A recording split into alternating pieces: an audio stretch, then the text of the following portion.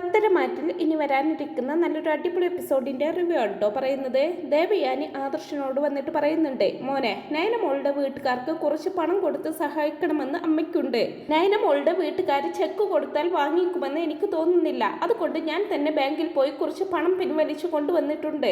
ഇത് 1 കോടി രൂപയുണ്ട്. ഇത് മോൻ അവർക്ക് കൊടുക്കണമെന്നൊക്കെ പറയുമ്പോൾ, അമ്മേ നയനയുടെ വീട്ടുകാർ ഒരിക്കലും ഇത്രയും വലിയ തുകയൊന്നും നമ്മുടെ കയ്യിൽ നിന്നും വാങ്ങില്ലെന്ന് പറയുകയാണ് ആദർശ്.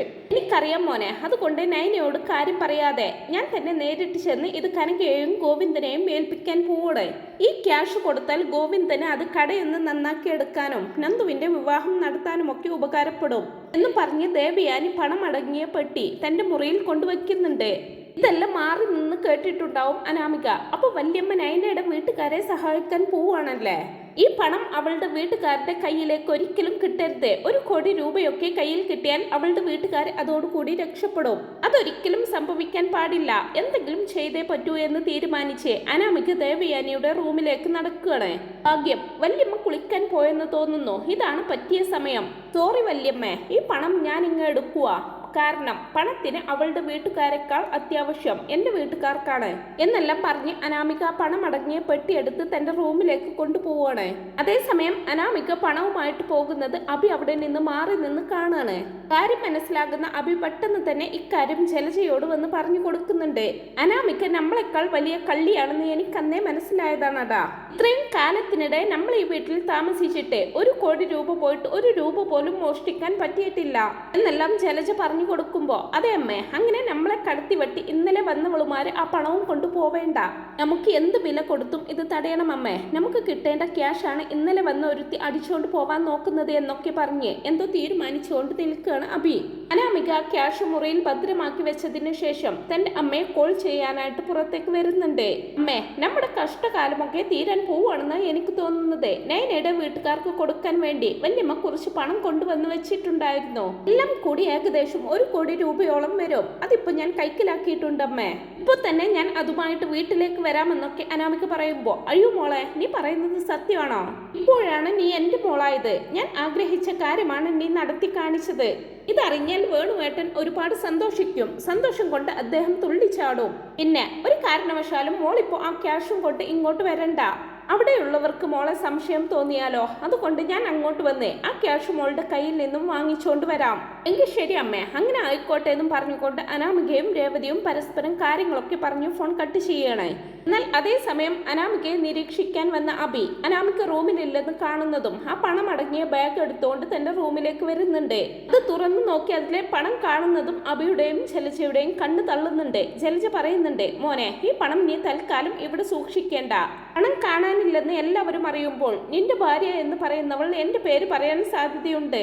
അതുകൊണ്ട് നീ ഈ പണം ഇപ്പൊ തന്നെ കൊണ്ടുപോയി ബാങ്കിൽ ഇട്ടേക്ക്. അപ്പൊ പിന്നെ നമ്മളെ ആരും സംശയിക്കില്ല എന്നെല്ലാം ജലജ പറഞ്ഞത് കേട്ട് അഭി ആ പണവുമായിട്ട് അവിടെ നിന്ന് പോവുകയാണ്. പിന്നീട് ദേവയാനി മുറിയിലേക്ക് ചെല്ലുമ്പോൾ താൻ എടുത്തു വെച്ച പണം നഷ്ടപ്പെട്ടെന്ന് അവർക്ക് മനസ്സിലാവുന്നുണ്ട്. മോനെ ആദർശേ, നീ കണ്ടായിരുന്നോ ഞാൻ ഇവിടെ വെച്ച ക്യാഷ്? അതിപ്പോ കാണുന്നില്ലടാ. അതവിടെ വെച്ച് ഞാൻ കുളിക്കാൻ പോയതായിരുന്നെന്നൊക്കെ ദേവയാനി പറയുമ്പോ, അമ്മേ, ഞാൻ അമ്മയുടെ മുറിയിലേക്ക് നേരത്തെ വന്നതല്ലേ ഉള്ളൂ. പിന്നീട് ഞാൻ ഇവിടെ കയറിയിട്ടില്ല അമ്മേ. അമ്മ ശരിക്കൊന്ന് ഓർത്തു നോക്കിക്കേ, എവിടെയാ വെച്ചതെന്ന്. ചിലപ്പോൾ അച്ഛനെങ്ങാനും എടുത്ത് മാറ്റി വെച്ചിട്ടുണ്ടാകും. അച്ഛനോട് ചോദിക്കാമെന്നൊക്കെ പറയാണ് ആദർശ്. പിന്നീട് ജയൻ അവിടേക്ക് വരുമ്പോൾ ദേവയാനി ജയനോട് പണം എടുത്തായിരുത്തോന്ന് ചോദിക്കും. ഇല്ലല്ലോ ദേവയാനി, ഞാനിപ്പോ വന്ന് കയറിയതല്ലേ ഉള്ളൂ. നീ നയന മോളുടെ വീട്ടുകാരെ സഹായിക്കാൻ തീരുമാനിച്ചത് പോലും നീ പറഞ്ഞപ്പോഴാ ഞാൻ അറിയുന്നത് എന്നെല്ലാം ജയൻ പറയുമ്പോ, ഓഫീസിൽ നിന്നും വന്ന ജയനുള്ള ചായയുമായിട്ട് നയന അവിടേക്ക് വരുന്നുണ്ട്. എന്തിനാ അമ്മ വെറുതെ എന്റെ വീട്ടുകാരെ സഹായിക്കാൻ പോയത്? അതുകൊണ്ടല്ലേ അമ്മയ്ക്ക് ഇപ്പോൾ പണം നഷ്ടപ്പെട്ടത്. ഞാൻ പറഞ്ഞതല്ലേ എന്റെ വീട്ടുകാർക്ക് ഇപ്പോൾ ക്യാഷിന്റെ ആവശ്യമൊന്നുമില്ലെന്ന് എന്നെല്ലാം നയന പറയുമ്പോ, ഞാനൊരു കാര്യം മനസ്സിൽ വിചാരിച്ചാൽ അത് നടത്തിയെടുക്കും മോളെ. എന്നാലേ എനിക്കൊരു സമാധാനം കിട്ടൂ. എന്റെ മരുമകളുടെ വീട്ടുകാർക്ക് വേണ്ടി ഞാൻ ഇത്രയെങ്കിലും ചെയ്യണ്ടേ? ഇല്ലെങ്കിൽ ഞാൻ ജീവിച്ചിരിക്കുന്നതിൽ എന്താ അർത്ഥമാ ഉള്ളത് മോളെ എന്നൊക്കെ പറഞ്ഞുകൊണ്ട് ദേവയാനി അവിടെ നിന്ന് പോകുന്നുണ്ട്. അതേസമയം തന്നെയായിരിക്കും അനാമിക വിളിച്ചു പറഞ്ഞതനുസരിച്ച് ക്യാഷ് വാങ്ങിക്കാനായിട്ട് രേവതി അവിടേക്ക് വരുന്നത്. ആരും കാണാതെ അനാമികയുടെ റൂമിലെത്തി അവര് സംസാരിക്കുന്നുണ്ട്. മോളെ, ആർക്കും സംശയമൊന്നും തോന്നിയിട്ടില്ലല്ലോ? ക്യാഷ് ഭദ്രമായിട്ട് നിന്റെ റൂമിൽ തന്നെയല്ലേ ഇരിക്കുന്നത് എന്നെല്ലാം രേവതി ചോദിക്കുമ്പോ, ഇല്ലമ്മേ, വല്യമ്മ കൊണ്ടുവച്ച 1 കോടി രൂപ അതുപോലെ തന്നെ ഞാൻ എൻ്റെ റൂമിൽ ഷെൽഫിൽ കൊണ്ടുവച്ചിട്ടുണ്ട്. ഇനി ആ നയനയെ വല്യമ്മ സഹായിക്കുന്നത് എങ്ങനെയാണെന്ന് എനിക്കൊന്ന് കാണണമെന്നൊക്കെ പറഞ്ഞു പൊട്ടിച്ചിരിക്കുവാണ് അനാമിക. എന്നാൽ ഇതെല്ലാം അവരുടെ പിറകിൽ നിന്നും ദേവയാനി കേൾക്കുന്നുണ്ടായിരുന്നു. എങ്കിൽ വാ മോളെ, നമുക്ക് മോളുടെ മുറിയിലേക്ക് പോകാം. ഇപ്പൊ തന്നെ ആ ക്യാഷ് ഇവിടെ നിന്ന് മാറ്റണം. ഞാൻ അതുകൊണ്ട് വേഗം തന്നെ ഇവിടെ നിന്ന് പോയിക്കോളാം. ഇവിടെ നമ്മളെ പ്രതിയാക്കാൻ ഒരുപാട് ആളുകളുണ്ടല്ലോ എന്ന് പറഞ്ഞ് രേവതി തിരിഞ്ഞു നോക്കുമ്പോ ദേവയാനി രൂക്ഷമായിട്ടുള്ള നോട്ടത്തോടെ പിന്നിൽ നിൽക്കുന്നതാണ് കാണുന്നത്. ആരുടെ കാര്യമാണ് രേവതി അനാമികയുമായിട്ട് ഇനി ചർച്ച ചെയ്യുന്നത്? 1 കോടി രൂപയുടെ കാര്യമൊക്കെ പറയുന്നത് കേട്ടല്ലോ എന്നൊക്കെ ദേവയാനി ചോദിക്കുമ്പോ, അത് പിന്നെ വല്യമ്മേ, എന്റെ അച്ഛൻ എന്റെ പേരിൽ 1 കോടി രൂപ ബാങ്കിൽ ഡിപ്പോസിറ്റ് ചെയ്യുന്ന കാര്യം പറഞ്ഞതാ. അതിനെക്കുറിച്ച് അമ്മ എന്നോട് പറയുമായിരുന്നു വല്യമ്മ എന്നൊക്കെ പറയുന്നുണ്ട് അനാമിക. അനാമികെ, നുണ പറഞ്ഞാൽ എനിക്ക് മനസ്സിലാവില്ലെന്ന് നീ കരുതിയോ? നിങ്ങൾ സംസാരിക്കുന്നത് മുഴുവൻ ഞാൻ ഇവിടെ കേട്ടുകൊണ്ട് നിൽക്കുമായിരുന്നു. നയനയുടെ വീട്ടുകാരെ സഹായിക്കാൻ ഞാൻ കൊണ്ടുവച്ച ക്യാഷ് ആണത്. ഞാൻ കുളിക്കാൻ പോയ തക്കം നോക്കി നീ ആയിരുന്നല്ലേ അനാമിക അത് അടിച്ചു മാറ്റിയത്. ഞാൻ എന്തായാലും ഇക്കാര്യം എല്ലാവരെയും അറിയിക്കാൻ പോവാണെന്നും പറഞ്ഞുകൊണ്ട് ദേവയാനി അനാമികയോട് പൊട്ടിത്തെറിക്കുന്നുണ്ട്. അത് പിന്നെ വല്യമ്മേ, ഒരു തെറ്റ് പറ്റിപ്പോയി. ഇപ്രാവശ്യത്തേക്ക് വല്യമ്മ ഒന്ന് മാപ്പാക്കണം. ഞാൻ മോഷ്ടിച്ച കാര്യം ഈ വീട്ടിൽ ആരോടും പറയരുത് വല്യമ്മേ. എനിക്ക് ഈ വീട്ടിൽ അല്ലെങ്കിൽ തന്നെ ഒരു ബഹുമാനവും വിലയുമൊന്നും കിട്ടുന്നില്ല. ഇത് അറിഞ്ഞാൽ അനി പോലും എന്റെ ഭാര്യയായിട്ട് കാണില്ല. അനിയെ സ്വന്തം മകനെ പോലെയാണല്ലോ വല്യമ്മ കാണുന്നത്. അപ്പോൾ അനിയുടെ ഫ്യൂച്ചർ ഓർത്ത് വല്യമ്മ ഒരു പ്രശ്നം ഉണ്ടാക്കരുത്. ഞാൻ ആ പണം എടുത്തതുപോലെ തന്നെ തിരികെ വല്യമ്മയുടെ റൂമിൽ കൊണ്ടുവച്ചോളാം എന്നെല്ലാം അനാമിക ദേവയാനിയോട് കരഞ്ഞുകൊണ്ട് പറയുന്നുണ്ട്. ആ സമയം ദേവയാനി, ശരി, നിന്റെ കള്ളക്കണ്ണീര് കണ്ട് മനസ്സലിഞ്ഞിട്ടൊന്നുമല്ല. ഞാൻ മകനെ പോലെ കാണുന്ന എന്റെ അനിയെ ഓർത്തുകൊണ്ട് മാത്രമാണ് ഞാൻ ഇത്തവണത്തേക്ക് നിന്നോട് ക്ഷമിക്കുന്നത്. അല്ലെങ്കിൽ നിന്റെ ഈ കള്ളത്തരം എല്ലാവരെയും വിളിച്ച് അറിയിച്ച് നിന്നെ ഈ നിമിഷം തന്നെ ഇവിടെ നിന്ന് പറഞ്ഞു വിട്ടേനെ എന്നൊക്കെ ദേഷ്യപ്പെട്ടുകൊണ്ട് പറയുന്നുണ്ട് ദേവയാനി. ദേവയാനി അവിടെ നിന്ന് പോയതിനു ശേഷം, ഭാഗ്യം, ഒരു വിധത്തിൽ രക്ഷപ്പെട്ടു. ഇക്കാര്യം ആരെയും അറിയിക്കില്ലെന്ന് വല്യമ്മ തന്നെ പറഞ്ഞല്ലോ. ക്യാഷ് കിട്ടില്ലെങ്കിലും എന്റെ അഭിമാനത്തിന് കോട്ടം തട്ടില്ലല്ലോ. അമ്മ വന്നതാ പ്രശ്നമായത്. അല്ലെങ്കിൽ ഞാൻ തന്നെ ആരും അറിയാതെ ആ ക്യാഷ് വീട്ടിലേക്ക് കൊണ്ടുവന്ന് തന്നേനെ എന്നെല്ലാം അനാമിക പറയുമ്പോ, അത് പിന്നെ ഞാൻ അറിഞ്ഞോ മോളെ, നിന്റെ ദേവേച്ചിക്ക് ഒളിച്ചു നിന്ന് കേൾക്കുന്ന സ്വഭാവമുണ്ടെന്ന്. എന്തായാലും സംഭവിക്കാനുള്ളത് സംഭവിച്ചു. ആ പണം നമ്മുടെ കയ്യിലെത്താൻ വിധിയില്ലെന്ന് കരുതാം. മോൾ എന്തായാലും വേഗം പോയി ആ പണം എടുത്ത് കിട്ടിയെടുത്ത് തന്നെ കൊണ്ടുവച്ചേക്കെന്നൊക്കെ പറഞ്ഞു കൊടുക്കുന്നുണ്ട് രേവതി. അങ്ങനെ അനാമിക പെട്ടെന്ന് തന്നെ റൂമിലേക്ക് ചെല്ലുകയാണ്. അവിടെ മൊത്തം നോക്കിയിട്ടും താൻ കൊണ്ടുവച്ച ക്യാഷ് അവിടെ കാണാതാകുമ്പോൾ ആകെ ടെൻഷൻ ആവുന്നുണ്ട് അനാമികയ്ക്ക്. അയ്യോ അമ്മേ, ഞാൻ ഇവിടെ കൊണ്ടുവച്ച പണം കാണാനില്ല. അതാരായിരിക്കും എടുത്തത്? ഇനി ഞാൻ വല്യമ്മയോട് എന്ത് പറയും? ആ പണം ഇവിടെ നിന്ന് ആരോ എടുത്തുകൊണ്ട് പോയെന്നാ തോന്നുന്നത്. എനിക്കിതെല്ലാം ആലോചിച്ച് ടെൻഷൻ ആവുന്നു അമ്മയെന്നൊക്കെ പറഞ്ഞുകൊണ്ട് കരഞ്ഞുകൊണ്ട് നിൽക്കുകയാണ് അനാമിക. അതേസമയം കുറെ നേരമായിട്ടും അനാമിക പണം തിരികെ കൊണ്ടുവരാത്തത് കണ്ട് കല്ലുതുള്ളി നിൽക്കുകയാണ് ദേവയാനി. ദേഷ്യം വരുന്ന ദേവയാനി അനാമികയുടെ റൂമിലേക്ക് വന്ന്, എന്റെ പണം എവിടെടി? നിന്നോടല്ലേ ഞാൻ ചോദിച്ചത്. നിന്നോട് ഞാൻ കുറച്ച് കരുണ കാണിച്ചപ്പോൾ നീ അത് മുതലെടുക്കുവാൻ നോക്കുന്നോ? പണം കൊണ്ടുവെക്കാൻ പറഞ്ഞിട്ട് എത്ര സമയമായി? നീ എന്തെടുക്കുക ഇവിടെ എന്ന് ചോദിച്ചുകൊണ്ട് അനാമികയെ പിടിച്ചു വലിച്ചു പുറത്തേക്ക് കൊണ്ടുവരികയാണ് ദേവയാനി. അത് പിന്നെ വല്യമ്മേ, എന്റെ കയ്യിൽ നിന്നും ആ പണം നഷ്ടപ്പെട്ടു. ആരാ അത് എടുത്തതെന്ന് സത്യമായിട്ടും എനിക്കറിയില്ല വല്യമ്മേ എന്ന് അനാമിക പറയേണ്ട താമസം ദേവയാനി അവളുടെ മുഖത്തടിക്കുകയാണ്. മുഖത്ത് നോക്കി കള്ളം പറയുന്നോടി, ഈ വീട്ടിൽ നീയും നിന്റെ അമ്മയും അല്ലാതെ മറ്റാരും അത് മോഷ്ടിക്കില്ല. ഈ പറയുന്ന കള്ളങ്ങളൊക്കെ ഞാൻ വെള്ളം പോലെ വിശ്വസിക്കുമെന്ന് നീ കരുതിയോ എന്ന് പറഞ്ഞ് ദേവയാനി അനാമികയെ മാറി മാറി അടിക്കുന്നത് കണ്ട് വീട്ടിലെ എല്ലാവരും അങ്ങോട്ടേക്ക് ഓടിയെത്തുന്നുണ്ട്. ദേവയാനി, നീ എന്താ കാണിക്കുന്നത്? അനാമിക മോളെ നീ എന്തിനാ അടിക്കുന്നത്? ഇത് ജാനകി എങ്ങാനും കണ്ടാലുണ്ടല്ലോ നിന്നെ പിന്നെ വെച്ചേക്കത്തില്ല എന്നെല്ലാം ജയൻ പറയുമ്പോ, ഞാൻ ഇവളെ അടിച്ചിട്ടുണ്ടെങ്കിൽ അതിന് തക്കതായിട്ടുള്ള ഒരു കാരണമുണ്ട് ചെയ്യേട്ടാ. എന്റെ 1 കോടി രൂപയാ ഇവള് മുറിയിൽ കയറി എടുത്തോണ്ട് പോയത്. ഈ നിൽക്കുന്ന അനാമിക തന്നെയാണ് അത് മോഷ്ടിച്ചതെന്നൊക്കെ ദേവയാനി അവർക്ക് പറഞ്ഞു കൊടുക്കുന്നുണ്ട്. ഏടത്തി പറഞ്ഞത് ശരിയാണോടി? അനാമിക മോളെ, നീയാണോ ഏടത്തിയുടെ ക്യാഷ് എടുത്തത് എന്ന് ചോദിച്ച് ജാനകിയും അവിടേക്ക് എത്തുന്നുണ്ട്. അമ്മേ, ഞാൻ ക്യാഷ് എടുത്തു എന്നുള്ളത് സത്യ. പക്ഷെ ആ ക്യാഷ് എന്റെ മുറിയിൽ നിന്നും ആരോ എടുത്തുകൊണ്ട് പോയി. പറഞ്ഞത് സത്യാണ്, എന്നെ ഒന്ന് വിശ്വസിക്കമ്മേന്നൊക്കെ അനാമിക പറയുമ്പോ ജാനകിയും വന്ന് അവളെ പൊതിരെ അടിക്കുന്നുണ്ട്. മോഷ്ടിച്ചത് പോരാ, എന്നിട്ട് വീണ്ടും കള്ളം പറയുന്നോടി. ഏടത്തിയുടെ പണം തിരികെ കൊടുക്കാനല്ലേ ഞാൻ നിന്നോട് പറഞ്ഞത്. എന്റെ മകന്റെ ഭാര്യയായിട്ട് നിനക്ക് ഇവിടെ കഴിയണമെങ്കിൽ ആ പണം തിരിച്ചു കൊടുത്തേ പറ്റൂ. ഇല്ലെങ്കിൽ നിനക്ക് ഈ വീട്ടിൽ യാതൊരു സ്ഥാനവും ഉണ്ടാവില്ല. നിന്റെ മരുമകളായിട്ട് ഞാൻ അംഗീകരിക്കുകയുമില്ലെന്നൊക്കെ പറഞ്ഞ് ദേഷ്യപ്പെടുകയാണ് ജാനകി. എന്റെ മോൾ പറഞ്ഞത് സത്യമാണ് ജാനകി. നീ എങ്കിലും എന്റെ മോളെ ഒന്ന് വിശ്വസിക്കേ. ആ പണം എന്റെ മോളുടെ കയ്യിൽ നിന്നും നഷ്ടപ്പെട്ടു. അത് ഈ വീട്ടിലെ മറ്റാരോ മോഷ്ടിച്ചിട്ടുണ്ട്. എനിക്ക് സംശയം ഈ നിൽക്കുന്ന നവ്യയാണ്. പെരുമാറേണ്ട രീതിയിൽ പെരുമാറി ചോദിച്ചാൽ ഇവൾ എല്ലാ സത്യങ്ങളും പറയും എന്ന് പറഞ്ഞ് രേവതി നവ്യയെ കുറ്റക്കാരിയാക്കാൻ നോക്കുവാണ്. ദേ പെണ്ണും പിള്ളേ, വായിൽ തോന്നിയത് വിളിച്ചു പറഞ്ഞാലുണ്ടല്ലോ എനിക്ക് പണത്തിനോട് ആർത്തി ഉണ്ടായിരുന്നെന്നുള്ള കാര്യം ശരി തന്നെയാണ്. പക്ഷെ അത് മുമ്പായിരുന്നു. പക്ഷെ ഇപ്പോൾ എനിക്ക് എൻ്റെ വയറ്റിൽ കിടക്കുന്ന കുഞ്ഞും ഈ കുടുംബവുമാണ് വലുത്. നിങ്ങളുടെ മകളെപ്പോലെ ഏത് സമയവും പണവും സ്വർണവും മോഷ്ടിക്കാൻ നടക്കുവല്ല ഞാൻ. അതുകൊണ്ട് സംസാരിക്കുമ്പോൾ സൂക്ഷിച്ച് സംസാരിക്കണമെന്നൊക്കെ നവ്യ അവർക്ക് മറുപടി കൊടുക്കുന്നുണ്ട്. ഇതെല്ലാം കണ്ടും കേട്ടും ജലജ ഇങ്ങനെ ഉള്ളിൽ സന്തോഷിക്കുകയാണ്. എന്നിട്ട് സ്വയം പറയുന്നുണ്ട്, ഒന്നും മിണ്ടാതിരിക്കുന്നതാണ് ഇപ്പൊ നല്ലത്. ഇല്ലെങ്കിൽ എൻ്റെ മോനും ഞാനും അകത്താകും. അനാമികയുടെ മുറിയിൽ കയറി ക്യാഷ് എടുത്തത് ഞാനും അവനുമാണെന്ന് എല്ലാവരും അറിയും എന്നെല്ലാം അങ്ങനെ മനസ്സിൽ പറയുവാണ് ജലജ. എനിക്ക് എത്രയും പെട്ടെന്ന് എൻ്റെ ക്യാഷ് കിട്ടിയേ തീരൂ. ഇല്ലെങ്കിൽ അനാമികയും രേവതിയും ഇവിടെ നിന്ന് എങ്ങോട്ടും പോവില്ല.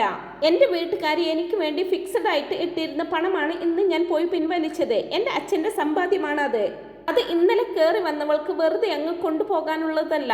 എനിക്ക് കരൾ ദാനം ചെയ്തത് ആരാണെന്ന് ഇന്നിവിടെ എല്ലാവർക്കും അറിയാം. എൻ്റെ നയന മോളുടെ വീട്ടുകാർക്ക് വേണ്ടി സ്നേഹ സമ്മാനമായിട്ട് കൊടുക്കാൻ വേണ്ടി കൊണ്ടുവച്ചതാണ് ഞാൻ ആ പണം. അതുകൊണ്ട് എത്രയും പെട്ടെന്ന് എനിക്ക് ആ പണം കിട്ടിയേ തീരൂ എന്നും പറഞ്ഞ് ഒറ്റക്കാലിൽ നിൽക്കുകയാണ് ദേവയാനി. ഇതെല്ലാം കേട്ടുകൊണ്ടുവരുന്ന മുത്തശ്ശിയും ഒരു തീരുമാനം പറയുന്നുണ്ട്. അനാമിക മോള് എത്രയും പെട്ടെന്ന് ആ പണം തിരികെ കൊടുത്തേ പറ്റൂ. ദേവയാനിയുടെ വീട്ടുകാർ അവൾക്ക് കൊടുത്തുവിട്ട പണത്തിൽ അനാമികയ്ക്ക് എന്ത് അവകാശമാ ഉള്ളതെന്നൊക്കെ ചോദിക്കുന്നുണ്ട് മുത്തശ്ശി. ഞാൻ പറഞ്ഞത് സത്യ. ആ പണം ഇപ്പോൾ എൻ്റെ കയ്യിൽ കാണുന്നില്ല.